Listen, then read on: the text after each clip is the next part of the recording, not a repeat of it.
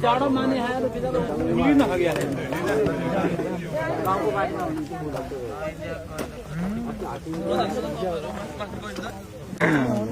काना बुढीमा मात्रै यो भाइरो खाल्यो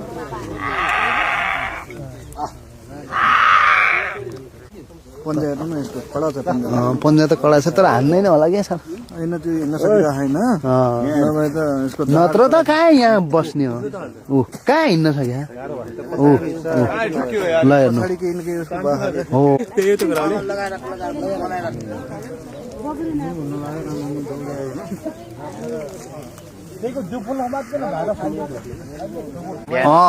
पाटे बाक्कै हो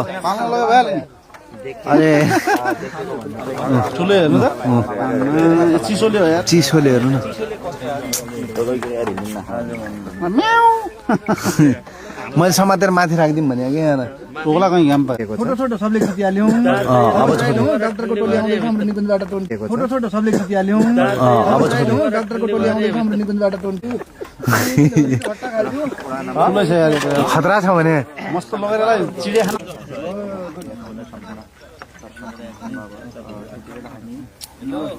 नगरपालिका वडा नम्बर त्यो पहिले जग्गाबाट खोला निक्लेर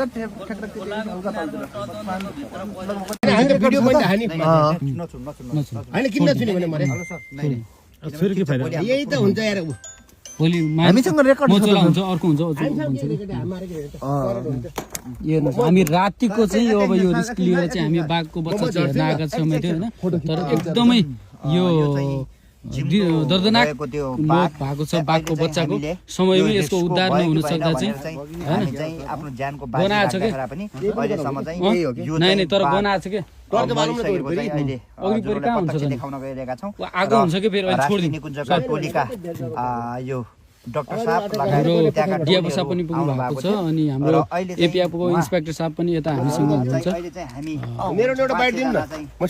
यो जुन रूपमा तपाईँ यो राति चाहिँ यता आउनु भएको छ होइन यो बाघको यो बच्चा चाहिँ जोगाउनुको लागि आउनु भएको थियो यो तपाईँको एरियाभित्र पनि पुर्दैन भन्ने पनि छ होइन यसलाई कसरी बुझ्नु भएको छ यो कसको लापरवाहीले गर्दा चाहिँ आज एउटा बाघको बच्चाले चाहिँ आफ्नो ज्यान गुमाउनु पर्यो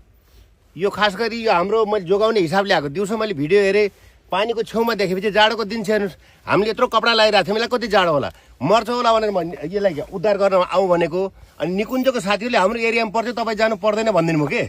हामी टाइममा आएर उद्धार गर्थ्यौँ हेर्नुहोस् यो निकुञ्जको एरियामा पर्छ भने मित्र यो बफर जोनमा पर्दो रहेछ त्यो भएर उहाँले पर्दैन भने मैले वार्डेनलाई फोन गरेँ सबैलाई फोन गरेँ पर्दैन हाम्रो एरियामा किन जानु पर्यो भने मित्रहरू तर मलाई के लाग्थ्यो भने यो चिसो ठाउँमा हेर्नुहोस् हामी मान्छेले यत्रो कपडा लगाइरहेको छ भने सिरे कोर्दा जाडो हुन्छ नि बच्चालाई जाडो हुँदैन मित्रहरू बाघ मरेको मरे नि एउटा बाघ सेभ द टाइगर भन्ने होइन मर्नलाई छोडिदिने पनि कुरो हुन्छ मित्रहरू यसमा चाहिँ मलाई भयङ्कर रिस चलिरहेको छ मित्रहरू तर उहाँहरूले मलाई भनेको भए म यसलाई उद्धार गर्थेँ मित्रहरू न्यानो पार्थेँ यसमा चाहिँ तपाईँलाई के लाग्छ यो मुख्य यसको जिम्मेवार को हुन सक्छ लाग्छ निकुञ्जको मान्छेको लापरवाही यो त दिनमै भेटिएको थियो नि बाघलाई छोयो कि मर्छ रे अमेरिकामा बाघ पालिरहनु मरे होइन साउदीमा बाघ पालिरहनु मरे होइन मान्छेले आफ्नो घरमा होइन चाइनामा बाघ पालिरहनु यहाँ मर्थ्यो मित्रहरू यो जान बाघ मारिएको मित्रहरू होइन अघि न चाहिँ निकुञ्जको टोली यहाँ हुँदाखेरि चाहिँ हामी चिसो कारणले बगिनले पनि के गर्छ खोरमा राख्छ कि न्यानो खोरमा राख्छ उनीहरूले काखमा च्यापेर राखेको हुन्छ वनमा चरा त हामीले देख्छौँ नि त्यो वाङ्गै बस्दैन नि त पोथीहरूले यहाँ च्यापेर राखेको हुन्छ कि मित्रहरू त्यो उहाँहरूले बुझ्नु भएन जङ्गलमा चिसोमा त बस्दैन नि उनीहरू यो के अरे गैडा त के अरे गोही त होइन मित्र पानीमा बस्ने अनि माछा त होइन नि सर एउटा अर्को मैले प्रश्न सोधेँ हजुरलाई अघि न अमेरिकामा कसरी बाघ पालिरहन् साउदी अरबमा हेर्नु त खाडीमा बाघ पालेको छ कि छैन चाइनामा बाघ पालिरहन् सबै मरे नि त त्यो हावा कुरा हो त्यो सरासर मरेन बिचारा हेर्नु त बिचारा मलाई जोगाऊ भनेको म जोगाइदिन्थेँ कि उहाँले नजा भनिदिनु भयो हेर्नुहोस् हाम्रो एरिया पर्छ तपाईँ किन जानु पर्यो भने त्यहाँ अब मैले के गर्ने बाघ त मऱ्यो नि अब यसपछिको प्रक्रिया के हुन्छ सर अब उहाँहरू आउनुहुन्छ प्राकृतिक हिसाबले मऱ्यो भनिदिनुहुन्छ अरूलाई जोगाउन पनि दिनु भने आफूले जोगाउन पनि सक्नुहुन्न यो त लाचारी हो नि नालायकी बुढो गोरुले गाई रोके जस्तो भन्छन् नि बहरलाई आउन पनि दिन्न नजिकमा आफू पनि जान्न त्यसै भयो मित्रहरू